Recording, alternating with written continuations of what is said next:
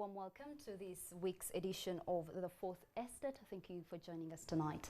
I am your host, Sandra Twinobdio, and we do have a number of guests tonight, and we'll be talking about some of the stories that made news during the course of the week. And I want to start by introducing my guests tonight. I will start with Jeff Mbanga, who's a business editor working with the Observer, and we also have Kenneth Lukwago, who is a producer, Radio 1. And most importantly, Lady Agatha Atuheire, who's a writer and is working with the Independent. We also have Joel Senyonyi, who is the People Power spokesperson. So I want to start by welcoming you to the show tonight. Thank you. And this week we do know for a fact that a number of things have happened. Like it always does every single week, there's something dominating the media landscape. And this week we want to understand, did People Power lose the plot and also the narrative? We also realized that this week politicians allied to the People Power were quick to claim that singer Michael Alinda, also known as Ziggy Wine, was kidnapped and tortured for his political beliefs, which eventually led to his death. The initial theory was that Ziggy Wine was murdered, but police dismissed this and also showed that there had been a traffic accident. Before we dive into that discussion, let us quickly listen into that report where police dismissed these claims. When Michael Alinda died on Sunday, the stories surrounding the cause of his death were many. However, police soon confirmed that he had been involved in an accident. Loy Ataro, a teacher at Happy Hami Academy in Chevando Chisalosalo Zone, Kampala, was also involved in the accident that eventually claimed Alinda's life. After Ataro had narrated her experience, there was debate on social media that police had paraded one of its own officers, ASP Helen Butoto, who speaks for the institution in Sezwa region, as the victim. Police invited Butoto to the school to prove she was not the one in the accident.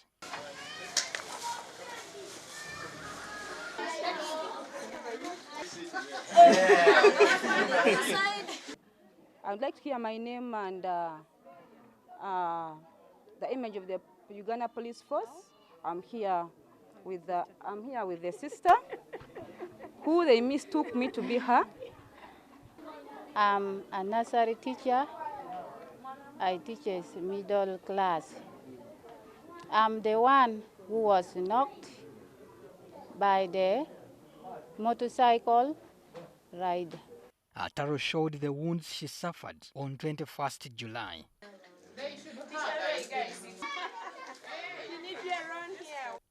Police Deputy Spokesperson Paul Namaye said the wrong information was tarnishing the image of police as well as putting the teacher at risk.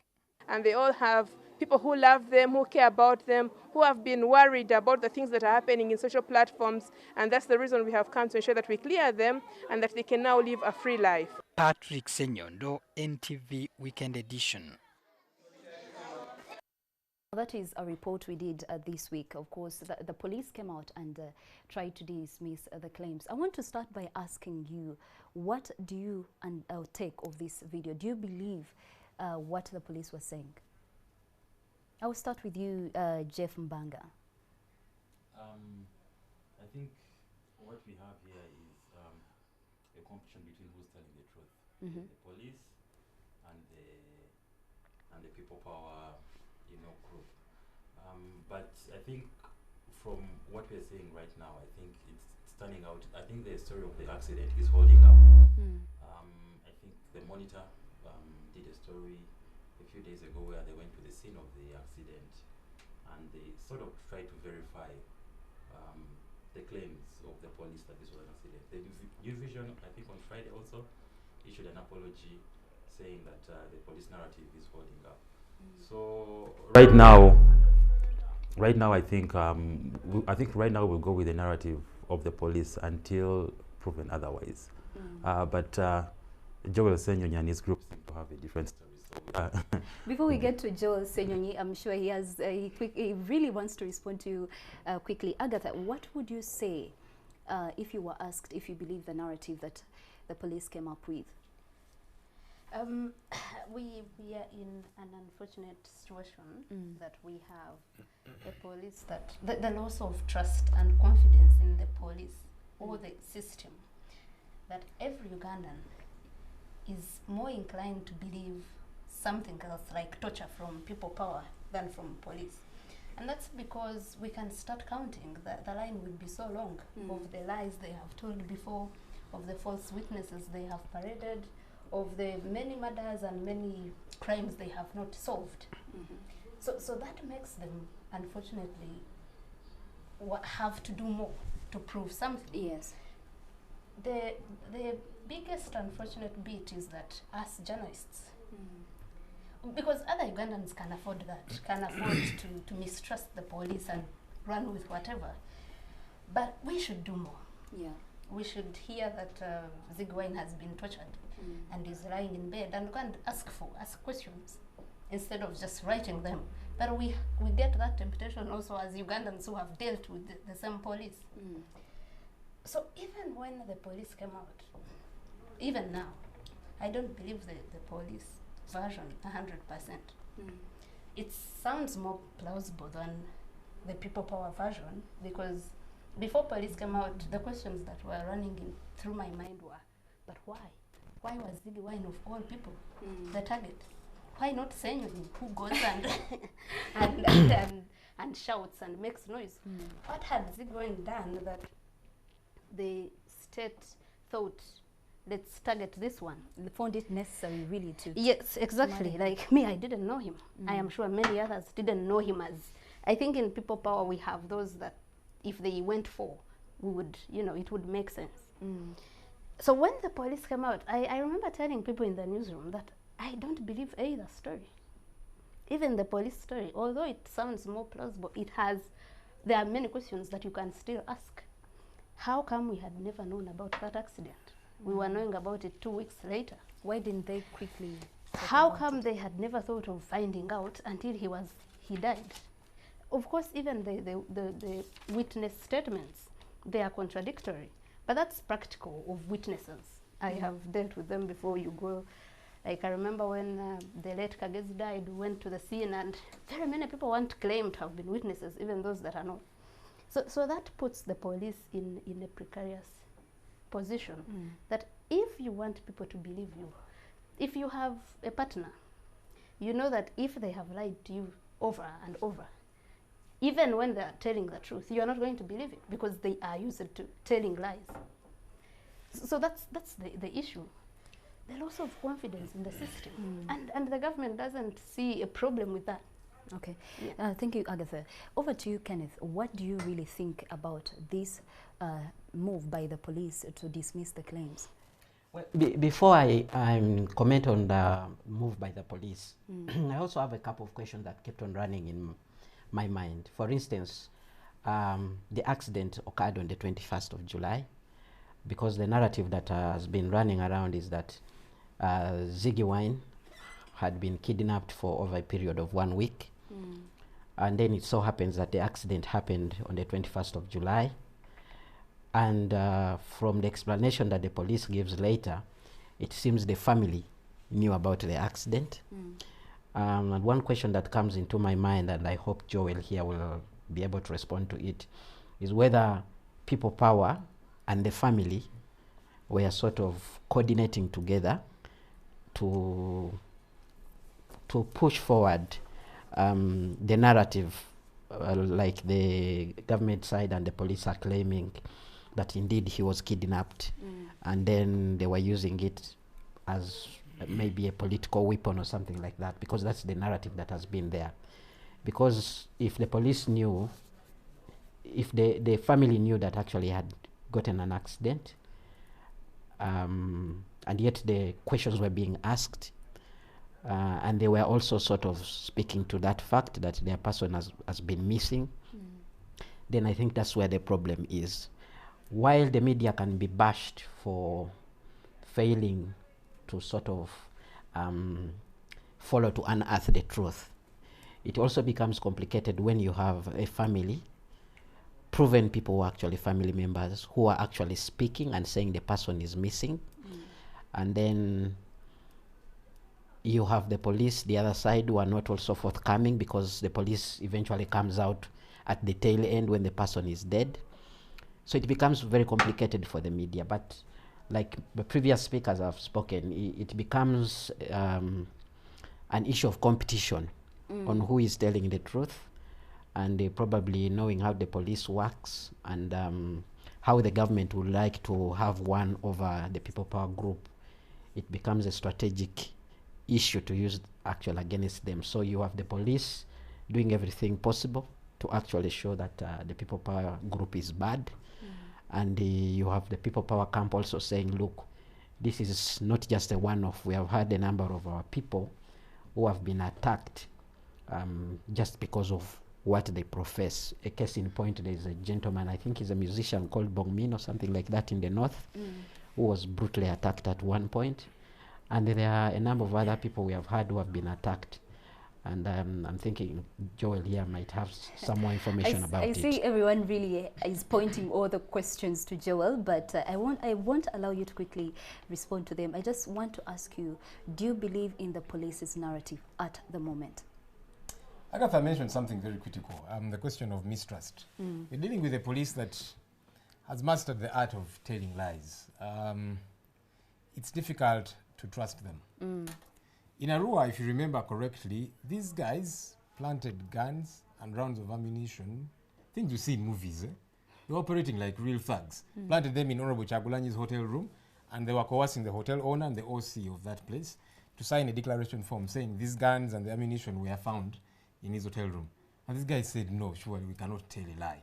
And if you remember correctly, they had even coached some witnesses. We ran the story, I was still here with NTV, of these coached witnesses that were pushing the narrative that actually Honorable Chagulanyi entered with these guns and all of this.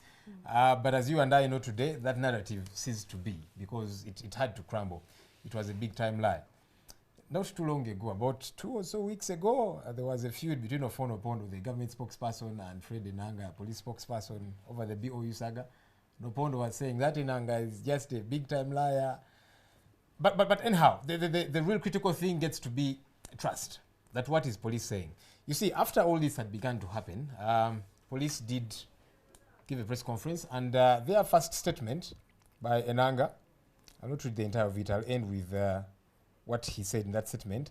The injuries point to a straightforward case of murder. That was the police spokesperson. And that was at the time, because if they say this happened on 21st, you're coming up many days later and saying this is when the accident did get to happen. And it leaves a lot of room to smell a rat. Now, the narrative by many of our supporters, and even us, not believing the idea that this was just an accident, but even before the accident narrative came up, there's been many of our supporters that have been brutalized. Some even killed. Yasin Kauma was killed on Tuesday. We'll be celebrating, remembering his life and all of that. This guy was murdered on point blank range by SFC fellows. And police initially first said that, look, it is these people, they're the ones responsible, and all of their drama. We have seen a couple of our other supporters that have fallen victim. Moses Okot Bitek is still nursing gunshot wounds. He was shot at in Amolata. Why? He was mobilizing for people power. Salongo Lukume was shot in Buvuma Islands. He was mobilizing for people power. He just talked about Bongomin, Bosmiko team. He was also beaten, his head nearly cracked in Gulu. And he was mobilizing for us. John Bosco Chibalama, one of our other mobilizers, has been missing since that June. So and we're not getting answers. Joel, what is the relevance of all those different things that you're bringing? I'm showing you a pattern. I'm showing you a pattern. So and you why think we find even now it is a pattern. The government is trying to take down people power supporters. I'm showing you why we have found it difficult to believe the police narrative.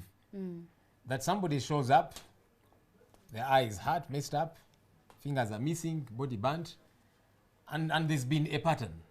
Just 2 days ago, we were sending our lawyers to go and try and get these border people that have been arrested. Why? Because they were wearing red berets, red hats for people power. And then looks like it has become a crime. And with all these examples, the pattern, our supporters who have been kidnapped, who have been brutalized, who have been shot at, some have been killed, and then somebody shows up. What are you supposed to think? It is another victim. And what we are telling police is, because you have mastered the art of telling lies, you are not believable. There is mistrust. And that's why by the people were coming up with pictures saying, but wait a minute, this person they're saying was the victim of the alleged accident. People began to pick out, images of mud, but she looks like somebody else. It's because of Okay, the Joel, mistrust. People do not trust we do police. actually get it that people do not trust the police. But don't you think you, as the people power movement, you are in a way misleading the public to think a certain way? I wish as people power, we had a police force of our own to carry out investigations. I really wish we did. We don't. So police is mandated with carrying out investigations. So here is the thing. Police about a month or so ago told us that they installed 1,900 CCTV cameras in Kampala and Wakiso. And we are saying, let cogent evidence come through. At one of those press conferences, for example, Enanga did say that they are going to liaise with Mulago Hospital, such that they get CCTV footage to know which car dropped the lead that time when it was brought in very bad shape, which car and which people.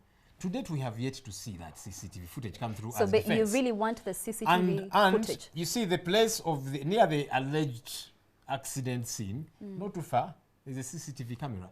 And we're saying, you guys planted these CCTV cameras to solve riddles like this one. Why don't you avail that CCTV footage?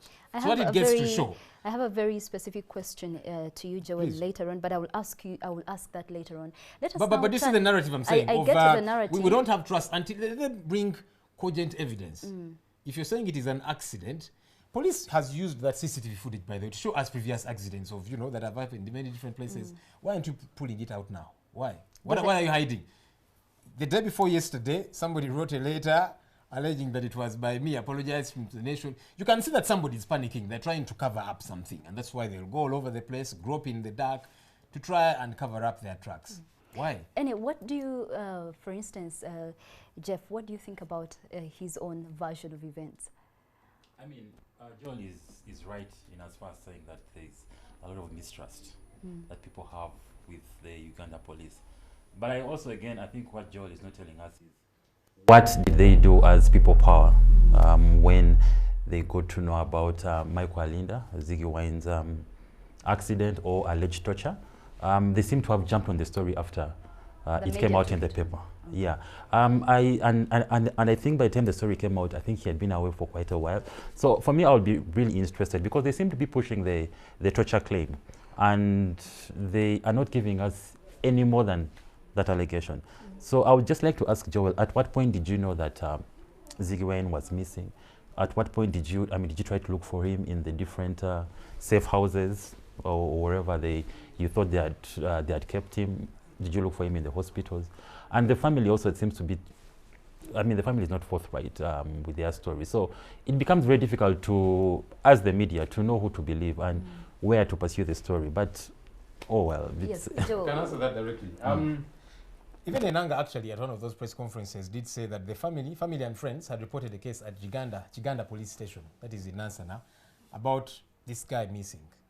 And the family also reported cases of threatening, intimidating calls.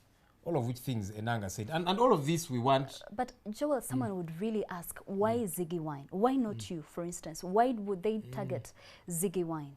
Of all people, power supporters? Why Yasin Kauma? Okay, Yasin Kauma, you can say he was seated in the MP's seat. Why Moses Okot Bitek, who was shot and killed? No, not killed, he's nursing gunshot injuries. Why Salongo Lukume Stephen, Buvama Islands? Do you even know that guy? No. Do you know who John Bosco Chibalama is? No. Do you know who Moses Okot Bitek is? And you're one of the we can say one of the leading media personalities. So why them? So the same way you don't know them, you go to know Ziggy Wine now. Yeah. So that question really. But people. But still answering this question. So there were police cases reported, and Enanga talked about that, and we want. That's why we are saying, come through with proper investigations. Even yourselves as police first pointed to a murder. So what happened along the way? As police, you have told us there was a police case reported. What did you do about it? We got to know obviously, and even through this police case. At what point exactly, Joe, did you know that he was missing? The family did let us know shortly after that police case had been reported, because they were thinking, hey, where's our guy, and so on and so. So what exactly did you do immediately you received that information? We began to do some noise making on social media. There was already a police case, and so we began to use the tools that we have, asking questions and all of that. Of course, answers were not coming through. So you relaxed? What do you mean relax? Because you asked the questions, you didn't get the answers. You keep pushing as much as you possibly can because there's a police case. That's what I was telling you. I wish we had a police force of our own, you know, so that we don't have to struggle over these things. On Tuesday, like I told you, we are remembering the death of Yasin Kauma. To date, there's no answers provided for that guy's death. Anyway. And several others, you know. So what do you do? I think in all this, we realize that the media has a bigger role to play, because it is only when the media came up with a story that everyone jumped on That's it. actually not true. The media jumped onto this after we made noise. If you're to look at the stories that were run by the newspapers, go to our social media accounts. Myself, Honorable Chagulanya, and a couple of others. We'll do a fact check. Please do, and we'll find out. You realize that that's when they began to pick it up and all of that, yeah? But it's true that I did a fact check, but I don't seem to see the noise. I also don't seem to see the Well, noise maybe that you came didn't from see us. people power. The noise was a lot more after he had died. That's when, because somebody was asking me the other day. Don't you think as the People Power movement you could have made more noise, because he was missing? Why did you wait for the media to come up with a story and then jump on it and make the noise? And I'm telling you that we had been, even before you guys wrote about these things, just like we have been about John Bosco Chibalama. God forbid if this man is found dead tomorrow, and then you ask questions. So, because there will be a lot more noise after somebody has passed on, because then there is never any hope of finding them alive. You do whatever it is within your means. You keep talking about John Bosco Chibalama. These border guys I told you the other day were taken, and you do everything you can, well knowing, of course, the system will frustrate you. IGP Okoth Ochola met his senior police officers about a month ago. That was after a video had been circulating of a guy that was being beaten by police and security officers for being a People Power supporter. And he was asking, and I saw this on NTV as well, he was asking the senior police officers, so wait a minute, why are you guys beating people? Because they support People Power. And in Okoth Ochola's words, he said, is it a crime to belong to People Power, to support People Power? And so there's all of this that is going on, even within police, but they're not coming through with investigations. And you talk about the media. I, for example, would want the media to ask questions of, okay, so police, you are saying accident. Can we get cogent evidence? There's a CCTV camera not far from that place. Why aren't we seeing footage being released? It would probably show at this particular time, this fellow passed with a bike, and this is exactly what happened. And maybe, Joel, I would want to understand from you, since you say you wanted the police to come out with the, evidence. If they did go to the same scene where he was allegedly, where he allegedly got involved in an accident, and different people really, they came through and they are trying to explain how the accident happened. And even there's this, the lady that says she was involved in the accident. Isn't that evidence enough for you? Well, that same narrative was pushed in Arua. They went to a scene and people gave evidence. That's not too new, that people can be gotten and coached or whatever the case might be. Say? It has happened, and Arua is the most recent one. And for us, we are saying, for this matter to settle, what do you, for if instance, as police you believe your narrative, there's police. a CCTV camera not too far. Why don't you release that footage so that the world gets to know what exactly happened? Why? You're insisting a lot about the CCTV because footage. It would show what exactly happened, does it not? Because right now, it is police's word against ours. Okay. And we're saying there's one thing that can sort this out once and for all. Kenneth, what exactly do you support his narrative, saying that the police could have formed up the whole investigation and, coached people to speak for them? Well, you asked Joel here a very interesting question. Why not him and Ziggy Wine? Well, depending on how deep Ziggy Wine was in the People Power movement, anybody can be a target. For instance, if the interest is to find out which plans People Power, for instance, is putting up, or how they are operating, their internal mechanisms and so forth, sometimes you can identify a person who can easily break to reveal the facts that are inside. So I may not entirely rule it out, although I'm not saying that that could be the fact, but it can be a strategy that can be used in terms of getting the information. Now, about the police's narrative, you see, my colleagues here have raised an issue of trust. Not so long ago, we had a group of people were brought before the media when Kaihura was still the IGP. And I think the narrative was that they were bad groups that were being used by the opposition to sort of attack the police or attack people when rallies are being organized and so forth. So when the media asked for permission to speak to these people, and Kaihura was actually telling these people, tell the media how you've been operating. And one of these guys actually said, Afande nze bebogerako wano sibimanyi, I have never been part of that thing. That they just gave me 5,000 and they told me to come here and talk. So when you look at such developments, you sort of have that trust issue, believing in what the police is So trying to do. there's a lot the police needs to So do. there is a lot that the police needs to do. But also, the clash that we have seen even within the government about this particular issue, where you find the government spokesperson completely hitting down the police spokesperson and saying that gentleman is found of telling lies. Actually, Fono Pondo said, lies find a way of escaping from a nanga's mouth. So you find something very queer. You have a situation where people do not believe. Yeah. But also, our focus is so much on the traditional media, newspapers, radio stations, or TV stations, how we cover this story. But we forget that there is a space that is now being occupied by social media, where there are so many people who can easily take a picture or so forth and write about it. Unfortunately, we do not have any guest from the New Vision, but I'm sure all of us did see an apology from the New Vision. Yes, there was an apology. There was an apology. There was also a fake apology. I was about to ask Joel Senyonyi here whether all the things that were being written, which seemed to be portraying the police and the government in bad light, are actually a creation of the People Power movement. Because there are so many people out there who write. I see people who write when they're based abroad.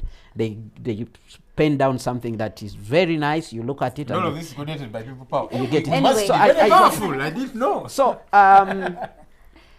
so you see, the entire thing is, there's a lot of confusion. But at the end of it all, from my own analysis, while we can say the media might have lost some footing in the way we might have followed this story, but also we need to understand that the media is also being influenced by the kind of politics that is actually playing around this time, where you have competing views, but basically there is less focus on real issues. And the issue of people also losing trust in government. For instance, if there is an issue that government has done which is developmental and you put it on social media, you post, there will be less traffic on it. People will be less interested in it. Okay. But the moment you put up something that seems to be looking the other way, whether it's factual or not, sometimes there's a tendency of people to drum it up. So there's also the influence of social media, but also there's also the influence of the nature of politics that is playing out now, where we are focusing on nanny issues and avoiding to deal with the key issues that we need to deal with. Thank you so much, Kenneth. You did mention something about media, and we are going to be returning to that later on. But if you're just joining us right now, we are basically talking about the major stories that happened during the course of the week, and one of them is the Ziggy Wine's death. We want to understand, did the People Power lose the narrative and the plot, and also what can the media do better? Because in this case, the media also really played a very major role. We'll be back. Stay with us.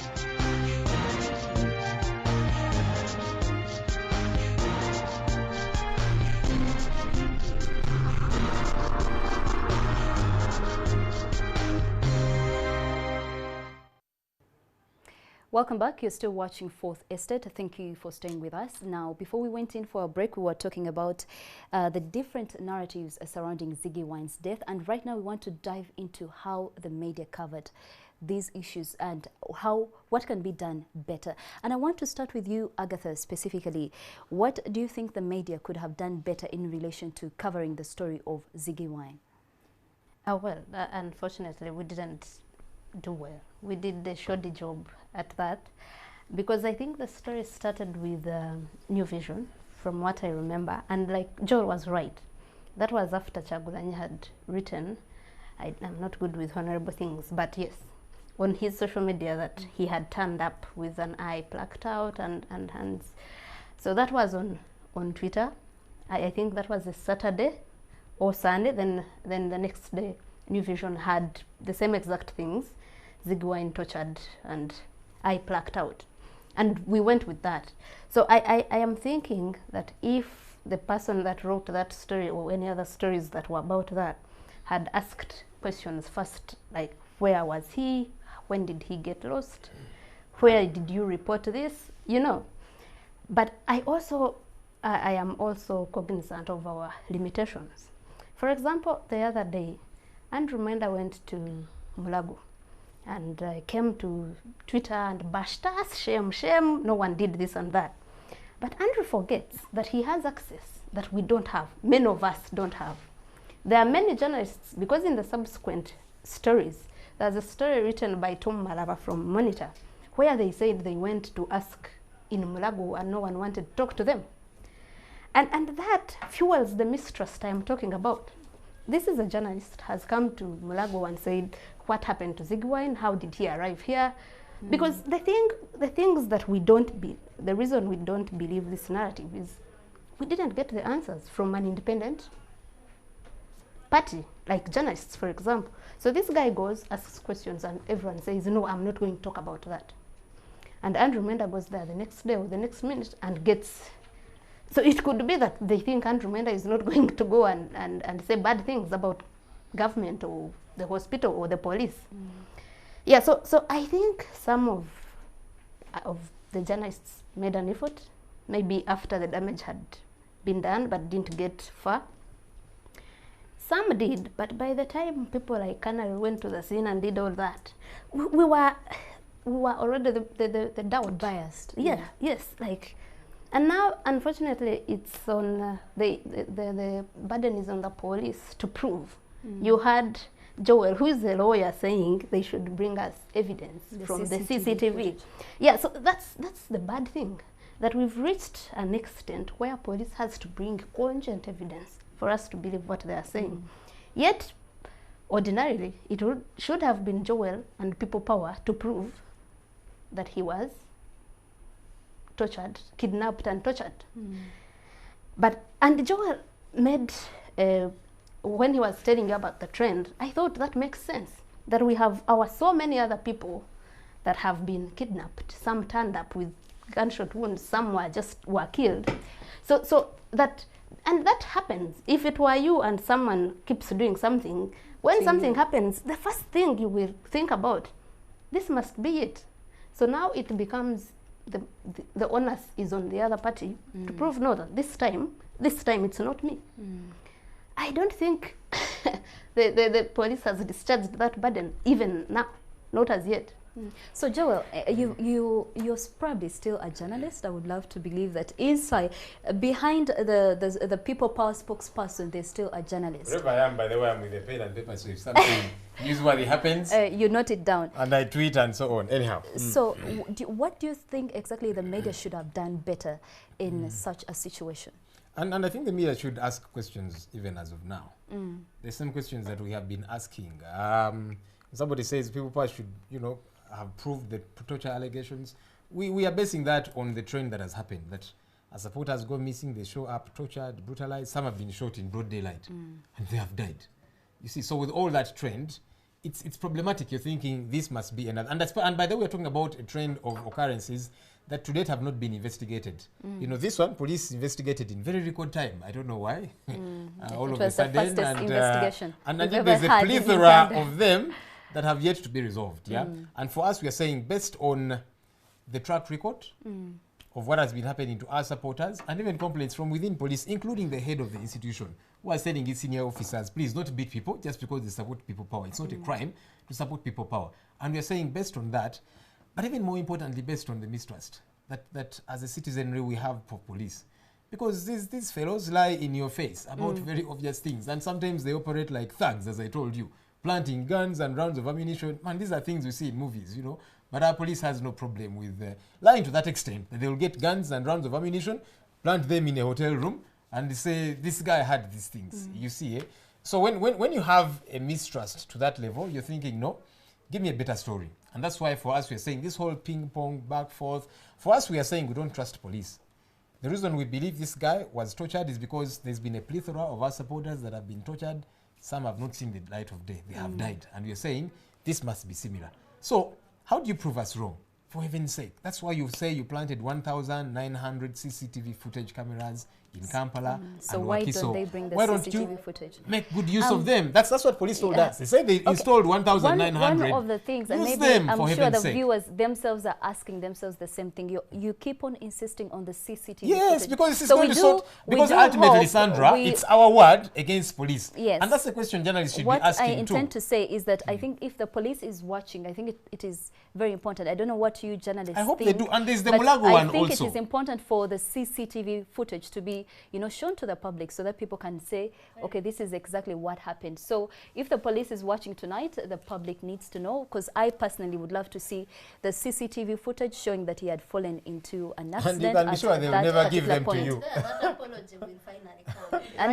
And maybe then, Joel, we can have your apology from the People Power movement. Yeah, because if we are saying right now, we believe the same thing that has been happening to all us, the supporters, is what happened to him. But if somebody showed us that, no, this particular one is not what happened, fair enough. But apart from the CCTV footage that you want to see, is there any other, and also apart from the series of different people that have been tortured, that have been killed, do you have any other evidence to back up the claim that he was murdered? I don't know what more evidence you want, because you see, what we have is actually, you can call it evidence legally or otherwise, but if I'm saying once bitten, twice shy, that everybody that enters that door comes back with a pinch on their cheek, there's a track record, that kind of thing, yeah? And so we are saying something similar has been happening to our supporters. And these are investigations that police is yet to conclude and give us answers to. And so we have every reason to believe that. But like I'm saying, ultimately, if we are to resolve this, bring what in law we call cogent evidence. Unfortunately for Joel, this is a political battle, not Yeah. a legal battle.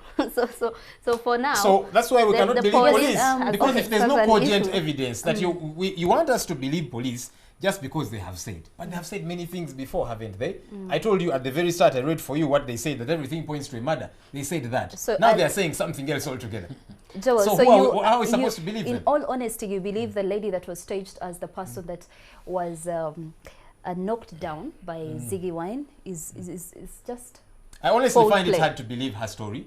Just like, because you see, something similar was done in Arua. They coached people and they were eyewitnesses. On our cameras are still working here at NTV. So why should I believe that now? That's why we're looking for cogent evidence. Kenneth, Short you of had- that, it's difficult to believe a police that has been telling us lies. Why should we believe Kenneth, them? you had something to say. I have something to say because I really believe we are discussing a symptom of a very big problem.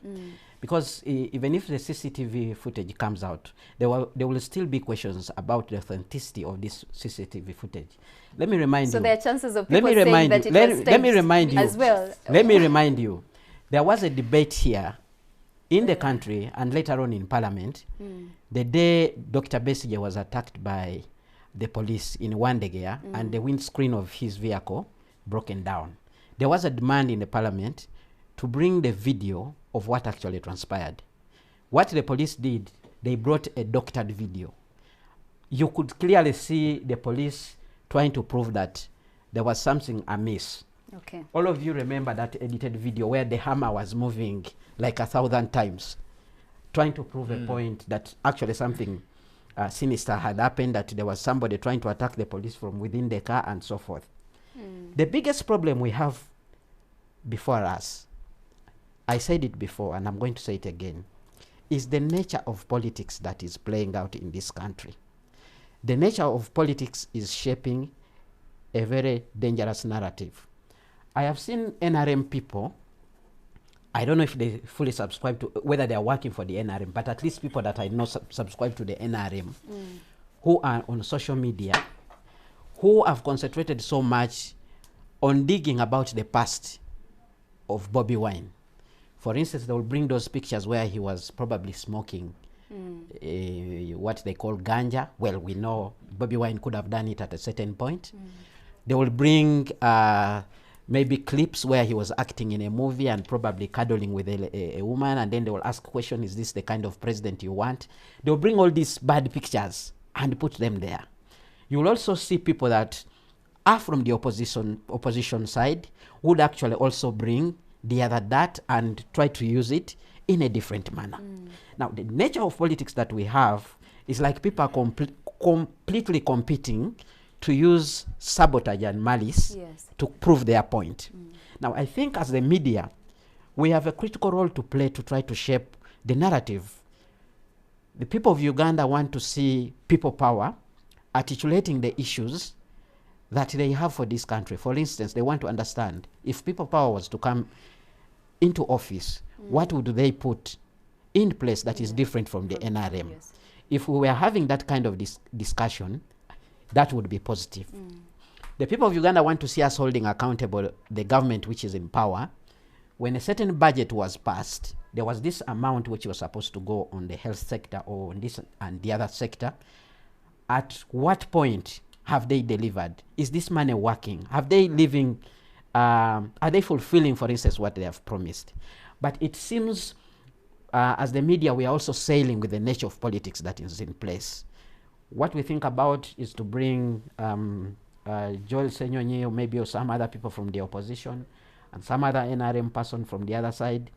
And we get we get them talking about they fight on air and you have a good show, which becomes a problem. Well, that is not what we intend to do tonight. I think we need to address the nature of politics that we have in this country and make sure that the people who are competing to actually provide leadership for this country do not lose the point. I will ask you, Jeff, what do you think about his point where he said that the nature of politics that is now at play is affecting the stories that are going out, is affecting the narrative that is being formed?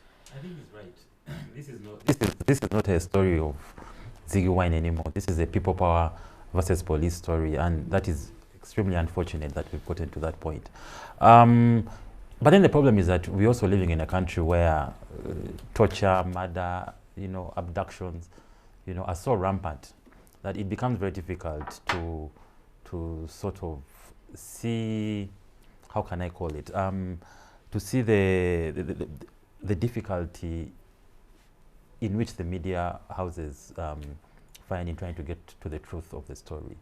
But then again, as we are trying to cover this story, I think also the media has become too political or too biased, if I may say that.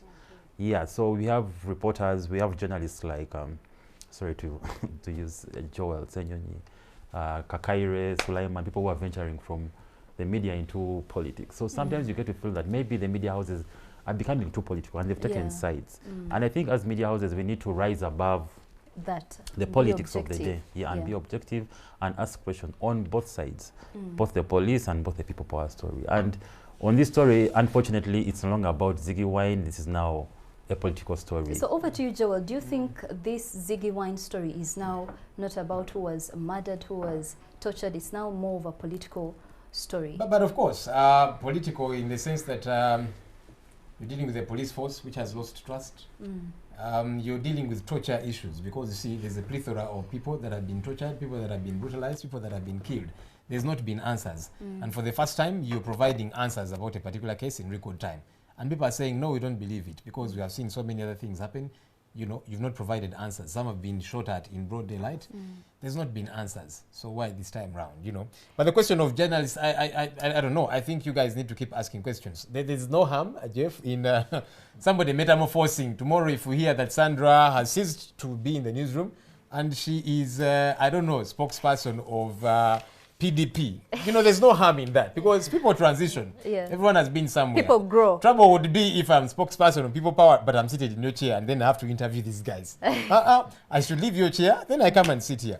I think that happens and there's no harm in that. And there's no harm at all. Absolutely. Do you think this whole thing is going to affect your relationship with the media houses, especially for those that retracted the statements they made in regards to the narrative that Ziggy Wine had been murdered? No, I don't blame them. I don't. I'm not a person who picks up personal vendettas and that kind of thing.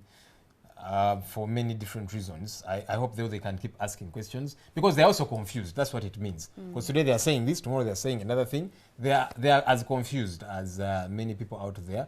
Confused not in an insulting way, but in the sense of want to know the truth. Because police says this and tomorrow says another. They first say, like I told you in the first statement, they said everything points to a murder. Then tomorrow they say this, and media houses will keep following them, you know, because they have to follow the official statement. New Vision is a government media house. So what police says, if today they say murder, like was the first time, Enanga said everything points to a murder. So media houses covers that. When Enanga comes up tomorrow and he says, no, this is an accident, they have to pick up that. So do I blame them? To that extent, not. What I would like to see them do, though, is dig up further. Ask the serious questions. If there's a CCTV camera not too far from there, and police first said it was a murder case, now they're saying it's an accident, all right, fair enough. Show us how it becomes an accident. I think those are fair questions to ask, such that we can get to know.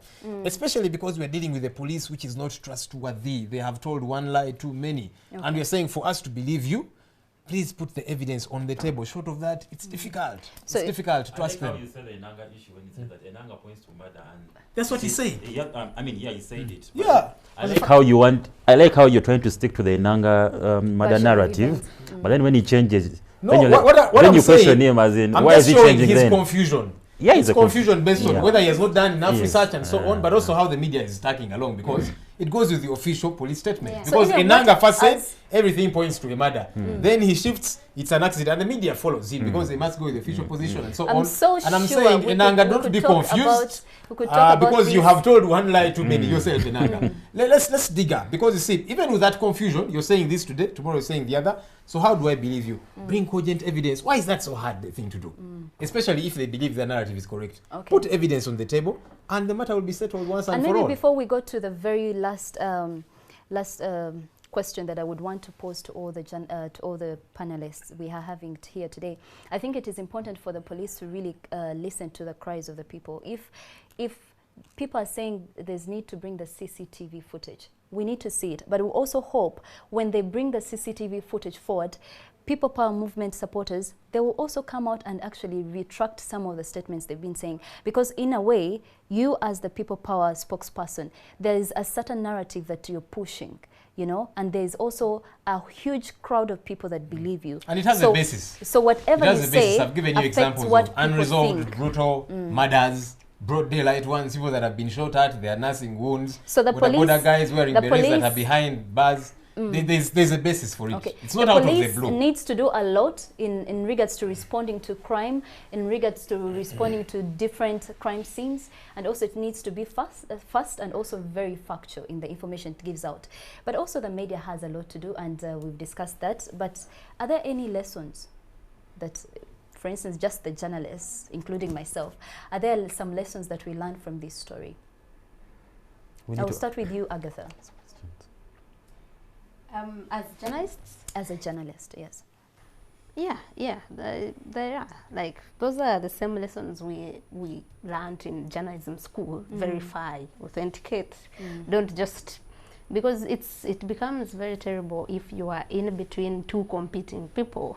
The police wants to clear its name or the state's name, Yeah. and People Power wants political capital or to reinforce what they have said, that we are dealing. I don't know, this Hold political on, capital when hold people on. have been murdered and brutalized, they're nursing wounds, and that's the basis. But the thing is, that's the basis. the thing is, Joel, that it's true that people die every day.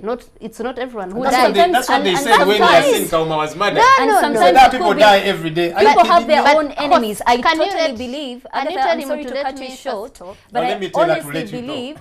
I honestly believe that people have their own enemies, isn't it? So sometimes people are killed because of their own issues, and then Whatever, they let turn the it evidence be political. brought out. You That's know? the important thing. Anyway, back to you, Agatha. What I haven't finished is that accidents happen without anyone prompting them, and people die. People die. not necessarily because they have been killed by the state. Yeah. So when it's in this case where we don't know what has killed Ziggy Wine, and you're a journalist, and there is people power that has its interests, and then there is police and the government that have their interests. As a journalist, don't go and write what Babwan has said just blindly, or what Enanga has said blindly. And that's why we should applaud people like Kanare Mugume, who went and did tape measures that everyone is laughing That at. was like a forensic expert with the tape measures. I don't know what he was Because measuring. that was his own way of establishing the truth. Of asking the right Of questions. establishing the truth. So if we go, for example, and we fail to find it out, because sometimes if there's something anyone is trying to hide, either party, they're not going to tell you. That's why I told you some journalists claim they refuse to give them information. So write it like that. Don't write, say alleged, for example, allegedly tortured. Don't be a But you know, newspaper. even when we say alleged, people take it the way. So what we want to But understand we is will going have- forward. we will Because for the have- past few No, years, let's or do for the last our years, part. we've always used allegedly killed, Sandra, allegedly murdered. what I'm Going saying forward, is that what can the media let's do? play our role. The media's role is to write the truth, or at least So, but in this Make situation an where the effort. truth is divided, where it is just confusing, what do we Look do? for it. Well, that's the thing. That's the I thing. think the agenda of the media should be to put both sides on the table. If you have people power people to say our person is missing, Put them at task to prove the it. media, Yeah, they let should- them prove the that. people power people should bring out the information why they think what they think could have happened to their person. And we know the authorities that are in charge of actually safeguarding life and property. They are the police. You have to go to the police and talk to them and find out. And then also think the next course of action would be probably to look around where could the person be, maybe in a hospital or something like that, so that you put the issues on the table for the public to do what? To understand. There are certain stories that keep on developing. And the best you can do is report on them on a piece-to-piece basis until the truth comes out. But also, I want to open the eyes of the media, my media colleagues, and probably the authorities that are there about the situation in Mulago. Because if you look at the time we kept on asking for Ziggy Wine, since the 21st of July, he had an accident, and it appears he had been admitted in Mulago. And the public relations department of Mulago also was sort of sleeping. But if you go to Mulago, I happen to have a patient in Mulago who had had an accident. If you go in that hospital, there are so many people in that hospital who are lying on beds, but their beds have been marked with the word unknown. They are basically, there are no facts about them. The police simply picked them from somewhere and dumped them at the emergency unit. They have been admitted in the hospital, and there is no details about who they are, who their relatives are. I think also the hospital might have also contributed to the mess that we had. If, for instance, they were also forthcoming, if maybe they had a social media account and maybe published. I know there could be issues of privacy and what, but the narrative was already there. People were looking for Ziggy Wine. The pictures were online. You could clearly see the kind of person they were looking for. And the person was, all this time, admitted in the hospital, and there was also nothing coming out from that side. So there is also a problem from that side. The media needs to take an initiative, maybe to put all the sides, the sides and the facts on the table, but also the institutions of government also need to wake up. So Joel in terms of communication. Joel says the media should ask the questions. Yeah. Should ask the questions. So, And I've given you answers because you see, my narrative Over and to my... you, over to you, Jeff. In just a minute, Sandra, if you'll allow me. You see, I would 20 hate to seconds. make political capital out of somebody's gruesome ordeal.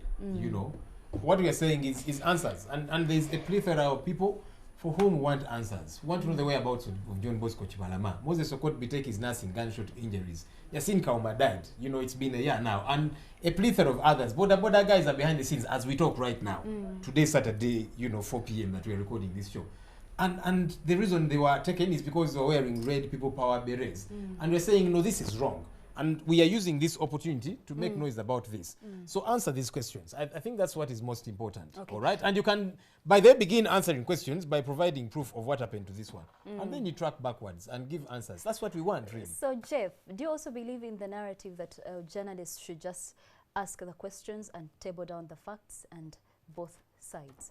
Yes, I think, look, the police is largely inefficient, just like so many departments in government. But if we are going to support people power, if people power is going to come to be leaders of this government at some point, you know, we also need to task them. I mean, we need to push them further. I mean, we need to punch holes in their allegations and in their statements until we get to the truth. Before we go to the police, I mean, he who alleges must prove. So if Honorable Chagulanyi and his team made these claims, I think it's our duty to actually put them to task, you know, to give us more, give us a lead where we can go and, you know, ask these questions. Yes. So that by the time we go to the police and ask Enanga, you know, we should be fully armed so that we can see through Enanga's lies and, you know, and put it to us. So unfortunately, in this particular case, there wasn't so much that we could build on, and we had to look for the answers independently. Okay, thank you so much. I'm so sure we could talk about this particular issue, the media, politics, and everything for the longest time, but we are now going to go in for a short break. But if you're just joining us, this conversation is online on Twitter, on Facebook. Send us your views. How do you think the media can do better? And also, do you think the People Power movement lost the plot and the narrative? So please send us your views on our social media platforms on Facebook and Twitter. We'll be back shortly.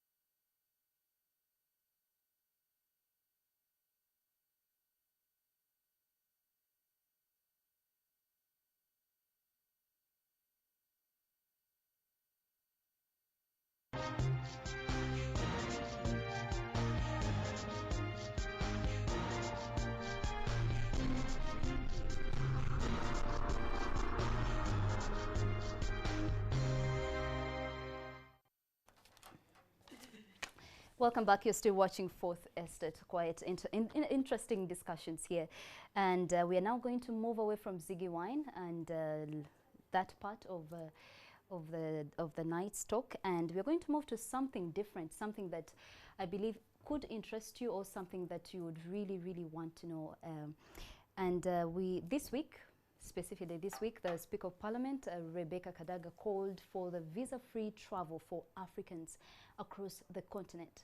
The Speaker asked African countries to abolish the issuance of visas to enable free movement of persons across the continent, to facilitate trade among African countries that would later spur development. She spoke at the close of the 10th Conference of Speakers of African Parliaments and Senates at the Pan-African Parliament in Midrand, South Africa. Kadaga also emphasized that Africans need the movement rather than a standard continental passport. We'll listen in to that first.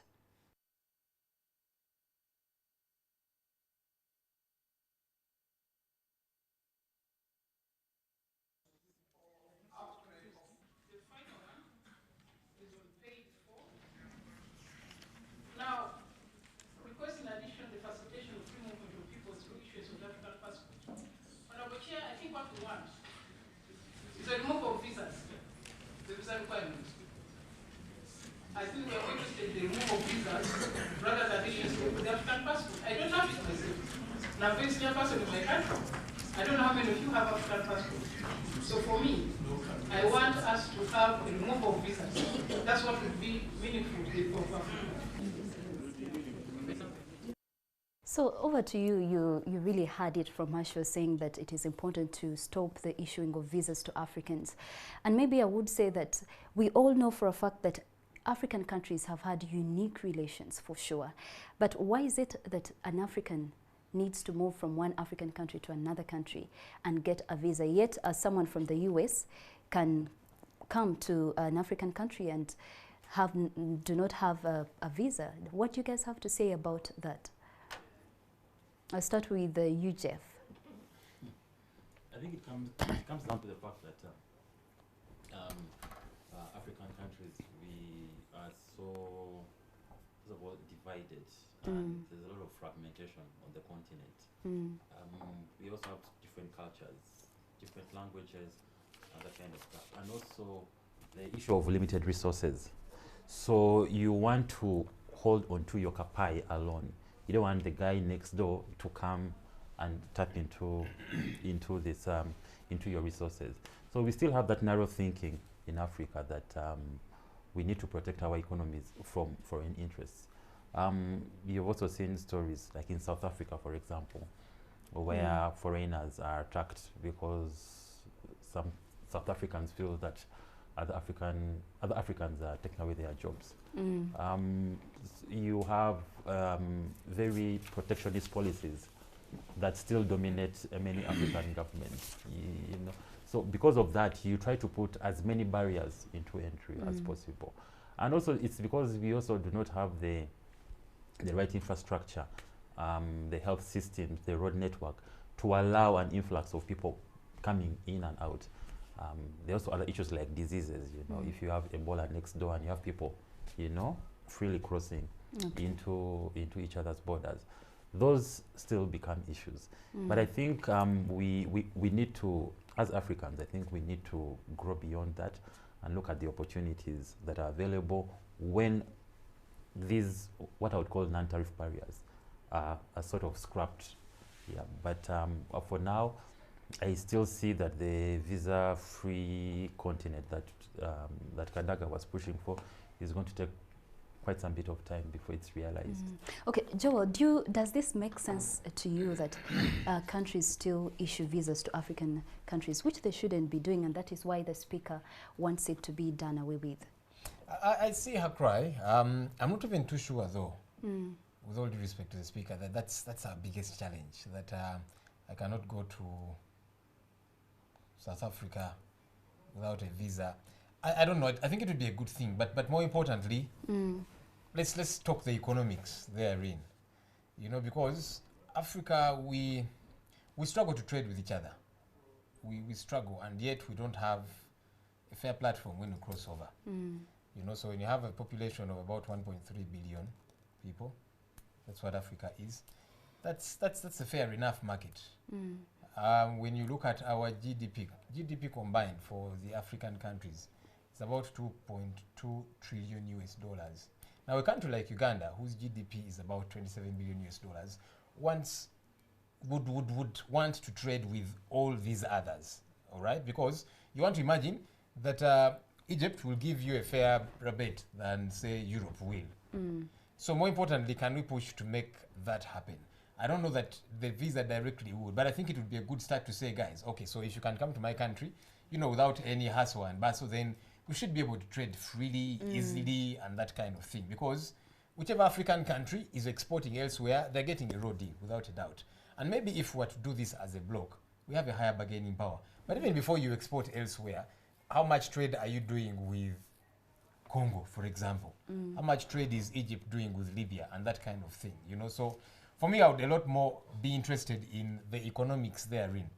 So the visa, remove it, don't remove it, because you see, even when there's no need for you to cross over with a visa. So Joe, you think it is okay? It's okay for the visas to stay, because for a fact, getting a visa to South Africa is really, it can take some time. For obvious reasons. So, yeah. But you see, for me, what I'm saying is, it would be a good thing. Why should I, if I can go without the hassle and bustle, I think it would be a good thing. But I'm saying, even more importantly, the economics, that what's the derivative from that? The fact that I can be able to go to South Africa without the requirement of a visa. Then what? I'm more interested in it makes it easier for you to take your goods and maybe, you know, it's not start guaranteed. development. It's not guaranteed. Because you see, the idea is, if I get a visa, then I have access. Does it mean I can trade freely? Because what you seem to be saying is, without the requirement for a visa, you should be able to trade freely. It's not guaranteed. And for me, I'm talking about the aftermath, the then what. You know, it's a good thing that there should not be visa. I mean, you're going to Libya, you're going to, you know, Egypt, South Africa. If there was no visa requirement, I think it would be a good thing. But even more importantly, then what? So I'm able to go to South Africa without the requirement of a visa.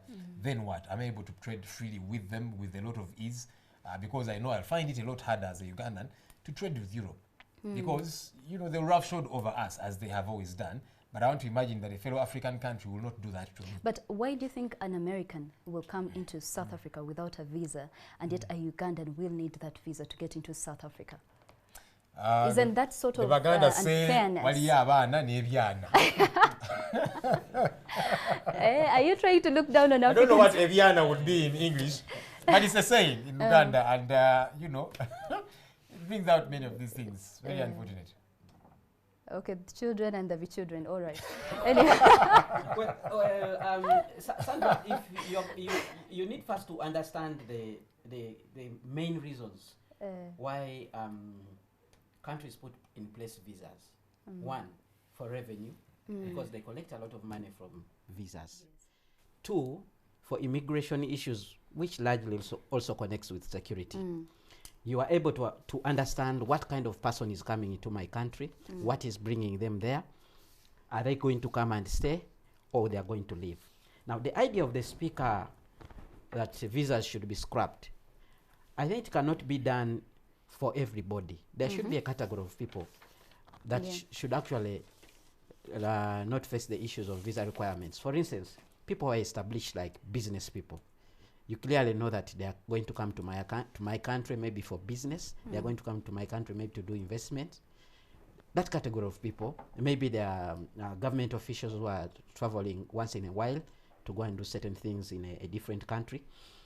Believe me or not, if you are going to open up visas, you are going to have a very serious problem of immigration. People are going to migrate. Imagine that you have a South Africa that does not require you visa to enter, and someone can afford to get a ticket. Majority of people are going to leave Uganda and go to South Africa. Why? Because they are looking for how to make ends meet. I think the preoccupation of the African government should actually be to deal with the issues back home that would necessitate a given number of people to move away from their country to go to another country. There are so many people, even as I speak now, who are more interested in leaving Uganda to go maybe and do odd jobs, maybe in Canada, in the US, or elsewhere. But the only reason they are not moving is because of a visa, because they are quite sure that they will not get the visa, but they can mobilize the money for the air ticket. Now the thing is, there is need for governments to actually provide solutions to some of the issues that force people to move. If there are bottlenecks to trade, are you addressing them at a bilateral level to be able to even make a visa something of something that is not a requirement? I mean, you can still do trade in this modern sense without you moving necessarily. You can, for instance, have a meeting via teleconferencing if you have a very good functioning ICT system. And the goods can be able to move. You can export your goods from Uganda to another country without you moving. So it is okay for the visas to stay? The visas can be removed for a certain category of people. People want to move, people who are well known, but me, I'm looking at it from a security perspective and also from a immigration point of view.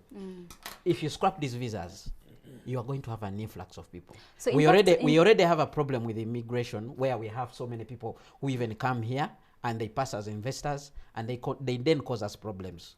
So from a security perspective, it becomes a problem. And I also don't think it's something that we can easily jump on and actually have it actualized. If you look at the issues that keep playing out, many African governments still think about issues of sovereignty. You have a decision being taken in Tanzania, in Rwanda, in Kenya, and in Uganda it cannot work. Let me give you an example of work permits. There are places in East Africa where you can go and work without a work permit, but you won't work here in Uganda if you don't have a work permit and you're a foreigner. If they really are interested in you, they will come for you. There was a colleague who was working here at NTV one time.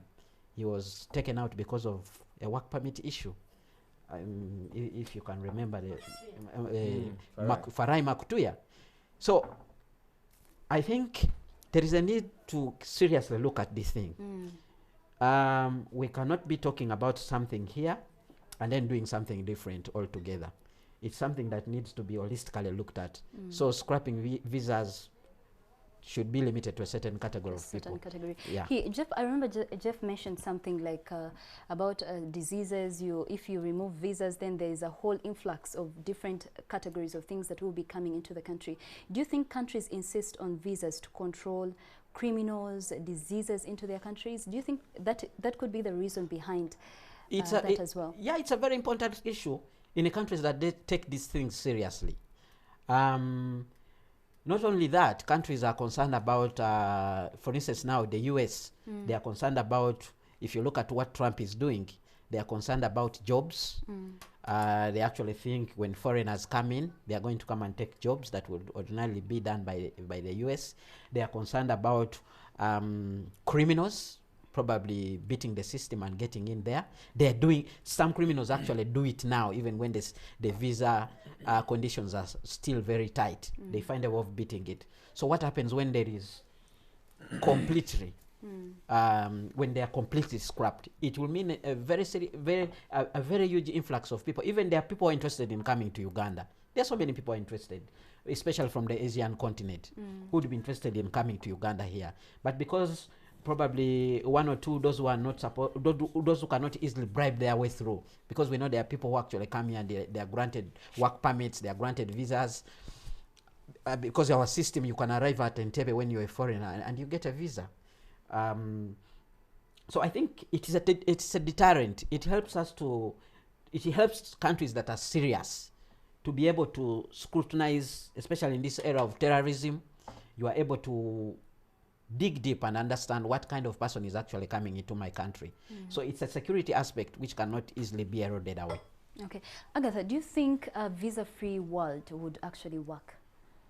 To be honest, Sandra, I don't think anything about that subject. I am not a big traveler, and neither are many Ugandans. I do not see why this is a priority for us to discuss.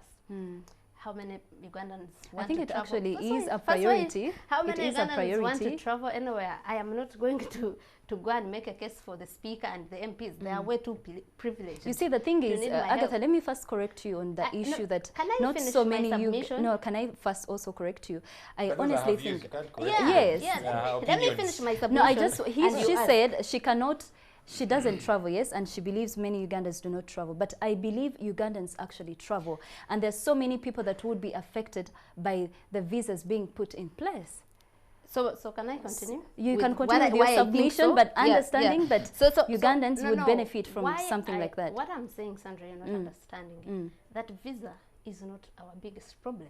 It is If you not. are talking about trade in connection with visa or visa free, Precisely. how many countries where we don't need visa to go to that do we trade with now? We don't trade with Rwanda anymore, for example. We have, I think, countries where we don't need visas are about over 50 as Uganda. Do we trade with all of them? So is visa our biggest problem or our biggest hindrance to trading with other countries? No. It's capacity at home and it's relations. Yeah. For example, in Kenya,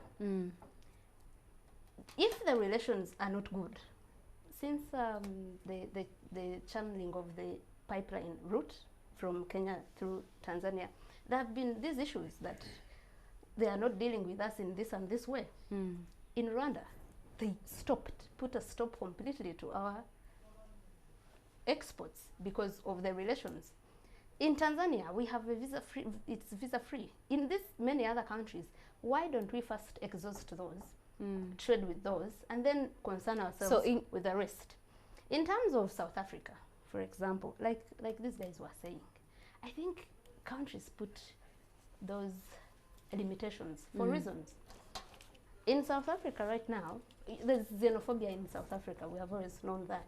And it's that feeling that people come, because it's the most developed country on this continent, everyone will want to go to South Africa.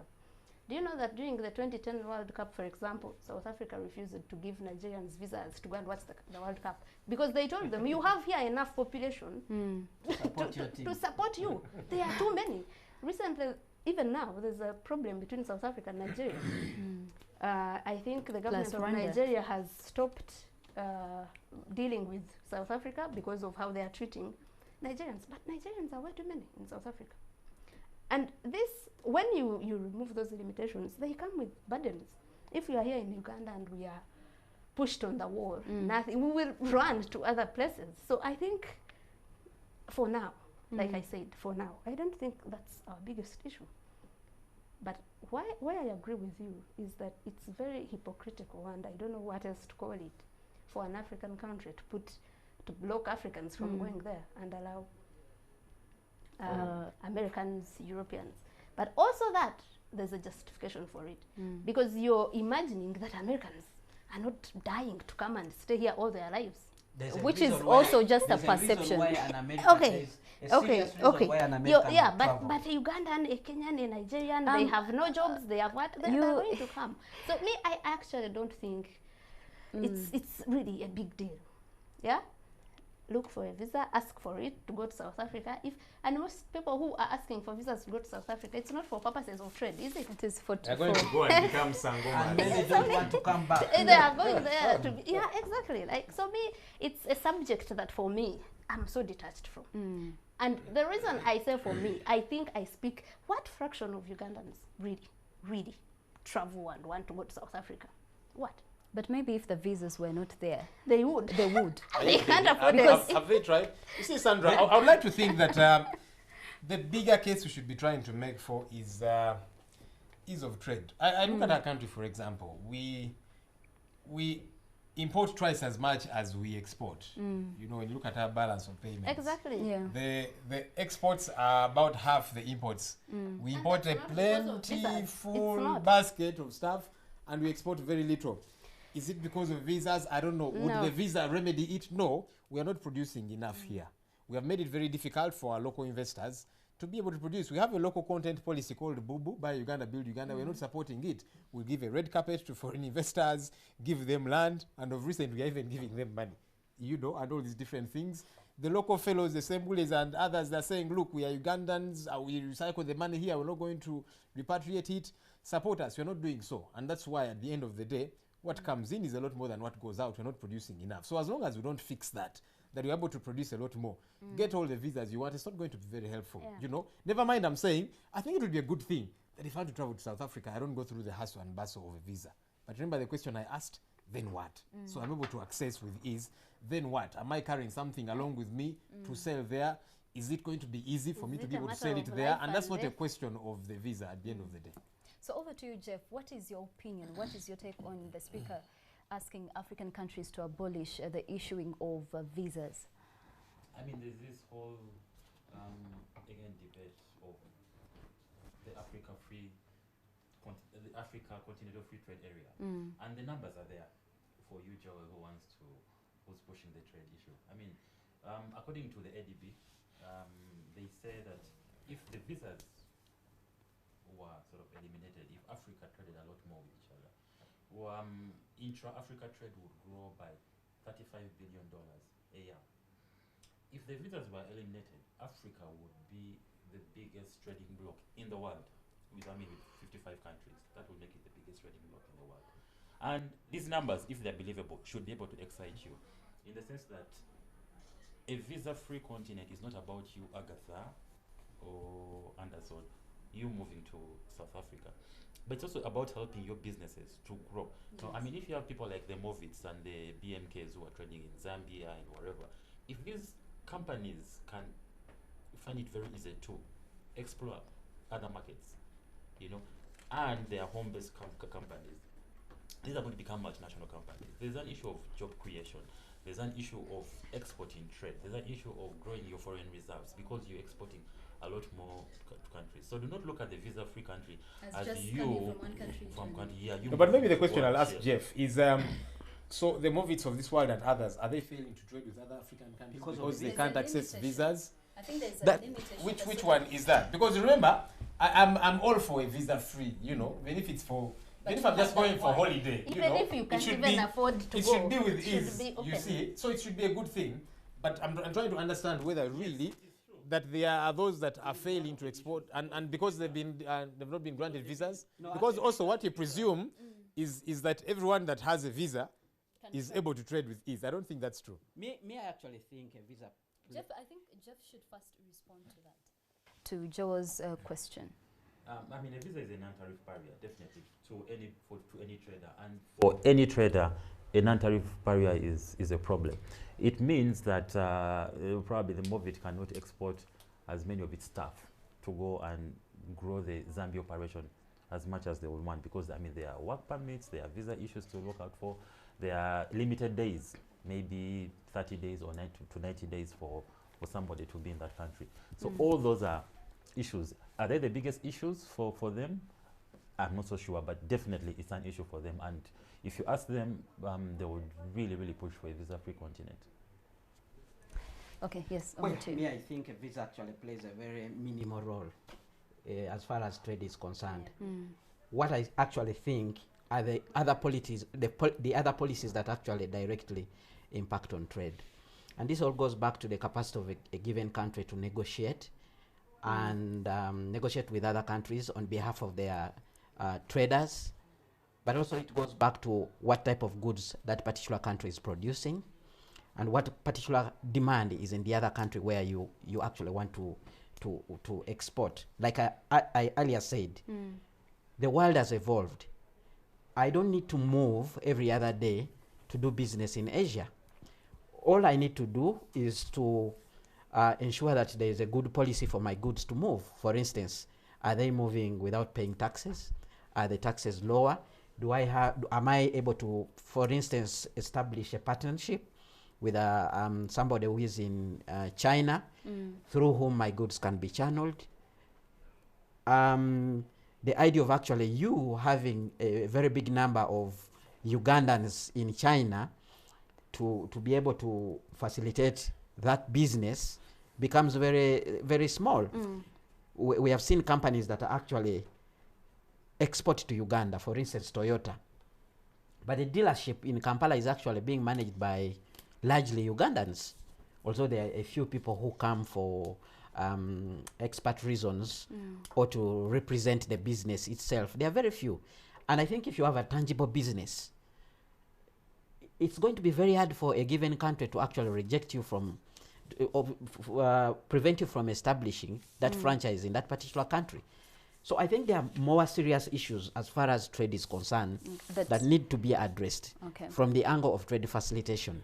How can Uganda enable its traders, for instance, to ably exploit the available markets that are elsewhere?